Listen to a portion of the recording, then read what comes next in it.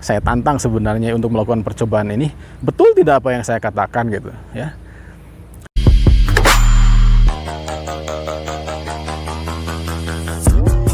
Assalamualaikum warahmatullahi wabarakatuh. Alhamdulillahirrahmanirrahim. Segala puji dan syukur marilah kita panjatkan kehadirat Allah Subhanahu wa taala. Hari ini cuacanya sungguh indah. Angin mendesir dari arah sana seger sekali karena saya sedang berada di kamp. Nah, alhamdulillah sahabat inspirasi, saya dapat menghadirkan kembali video yang saya harap sih dapat memberikan inspirasi dan tentu pengetahuan kepada kita semua untuk menjadi lebih baik lagi ke depannya, terutama di dalam mendidik dan membimbing anak-anak kita untuk menjadi pribadi dan insan yang lebih baik lagi. Pada video ini saya ingin sedikit bercerita tentang kekuatan dari kata-kata. Video sebelumnya silahkan sahabat cek ya. Saya menceritakan bagaimana apa yang saya ucapkan sebelumnya ternyata beberapa tahun kemudian kejadian. Walaupun diucapkannya tanpa sadar, asal jeplak istilahnya ya. Tapi disadari atau tidak ternyata bahkan ada yang komentar kata-kata itu akan menjadi sebuah doa. Nah, dan disitulah saya selalu untuk berusaha agar dapat mengendalikan ataupun mengontrol ucapan-ucapan dan perkataan kita ketika berbicara dengan anak-anak tentunya.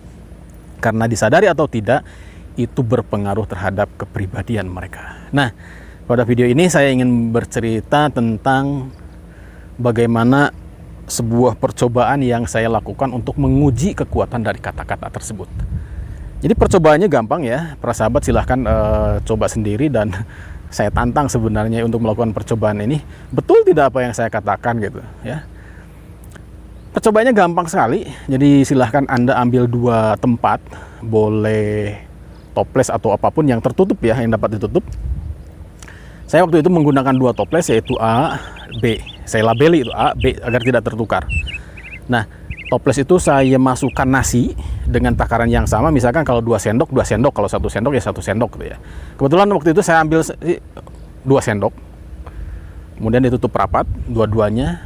Kemudian ditutup rapat lagi dengan kantong plastik hitam supaya tidak masuk cahaya. Dan di luarnya diberikan label A, B supaya tidak tertukar. Nah, berikan label lagi dengan kata-kata yang berbeda.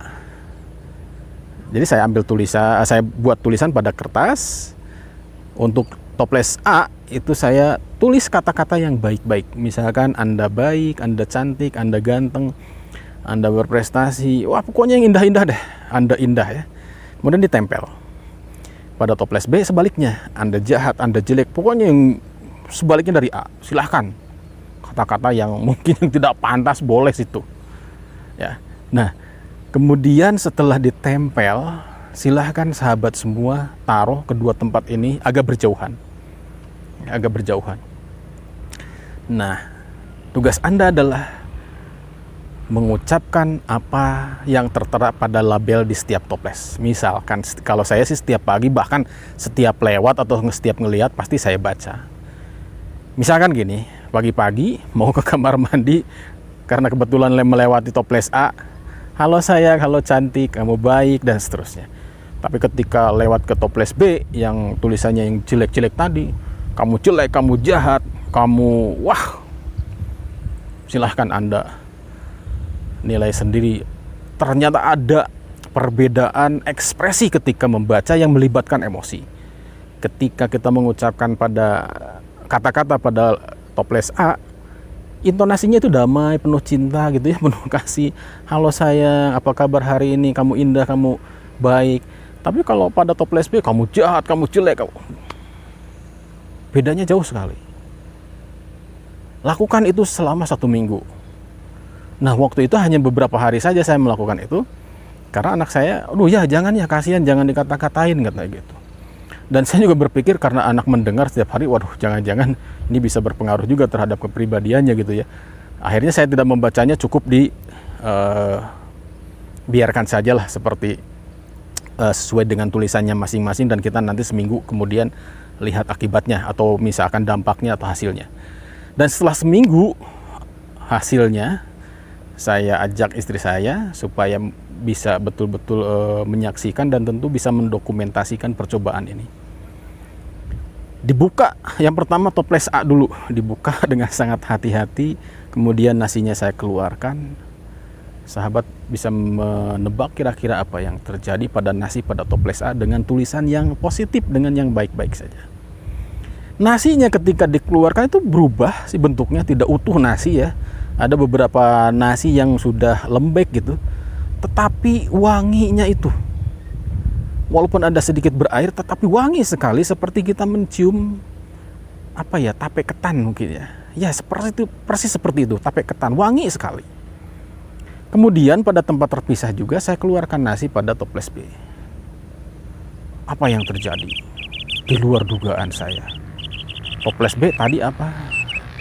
Tulisannya yang jelek-jelek, yang jahat segala macam, yang tidak pantas. Ternyata nasi ketika dikeluarkan itu bentuknya sudah berubah. Hampir setengah dari nasi itu padat. Kemudian ada semacam jamur dan itu nasinya padat, keras. Di bagian-bagian yang lain menjadi hitam dan penuh jamur. Ketika dikeluarkan atau dibuka toplesnya itu, jamurnya itu udah menempel pada tutupnya. Ketika dikeluarkan apalagi mengeluarkan aroma bau yang sangat menyengat. Anda dapat menilai sendiri bagaimana kekuatan kata-kata yang kita ucapkan bisa merubah perilaku seseorang. Dalam hal ini percobaannya adalah nasi. Nasi saja bisa berubah. Apalagi kalau ucapan-ucapan, kata-kata, bicara kita kepada anak yang tidak baik. Secara tidak langsung kita telah membentuk perilaku anak sesuai dengan ucapan kita. Sambil contoh misalkan begini. Ini contoh sederhana yang tidak disadari sebenarnya. Ringan sekali gitu. Seorang ibu mengucapkan begini kepada anaknya. Jangan nakal. Kamu jangan bandel, mainnya jangan jauh, awas kamu jatuh loh.